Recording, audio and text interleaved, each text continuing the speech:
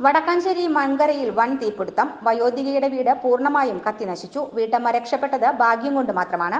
ഇന്നലെ വൈകിട്ട് 8 മണിയോടുകൂടിയായിരുന്നു സംഭവം. സ്വകാര്യ ജലവിതരണ ഏജൻസിയുടെ ഉടമസ്ഥൻ ലോറൻസ് മങ്കരയുടെ നേതൃത്വത്തിൽ തീയണയ്ക്കാൻ ശ്രമിച്ചെങ്കിലും കഴിയാതെ വന്നതോടെ വടക്കാഞ്ചേരി ഫയർഫോഴ്സും സ്ഥലത്തെത്തി 9 മണിയോടെയാണ് തീ പൂർണ്ണമായും അണച്ചത്. ഒറ്റയ്ക്ക് താമസിക്കുന്ന കളത്തൂർ വീട്ടിൽ മുഗാമി എന്ന് വിളിക്കപ്പെടുന്ന പാർവതിയമ്മയുടെ വീടാണ് കത്തിനശിച്ചത്. അല്പം മാനസിക പ്രശ്നങ്ങളുള്ള മുഗാമിയമ്മ വീടിനകത്തും പുറത്തും ഉണങ്ങിയ വിറകുകൾ വലിയ അളവിൽ ശേഖരിച്ചു വെച്ചതാണ് തീ കെടുത്താനാവാത്ത രീതിയിൽ പടരാൻ ഇടയാക്കിയത്.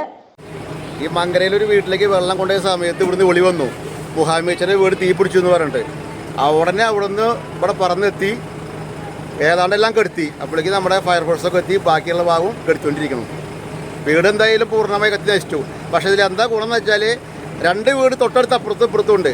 ആ വീടുകളിലേക്ക് തീ പടരാതെ സംരക്ഷിക്കാൻ പറ്റി. അതാണ് ഏറ്റവും വലിയ നേട്ടത്തില്. ലോറേട്ടനാണ് രക്ഷിച്ചത്. ലോറേട്ടൻ കഴിഞ്ഞു. ലോറേട്ടനാണ് ഫസ്റ്റ് ഇവിടെ വെള്ളമായിട്ട് എത്തിയത്.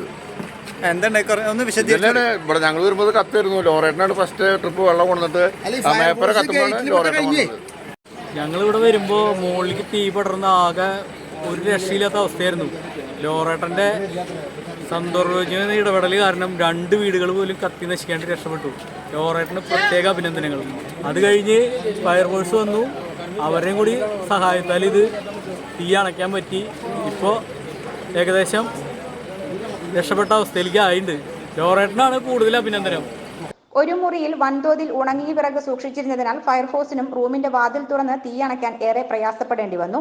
Fire station officer TK Nitheesh, Vadakkanchery SI Rajesh, senior fire officer Sivaprasad, FRO Subhash, Savad, Sudheesh, ഹോംഗാർഡുമാരായ ബാബു നാരായണൻകുട്ടി, ഡ്രൈവർമാരായ ബാബു, വിഷ്ണു എന്നിവർ ചേർന്നാണ് തീ അണച്ചത്.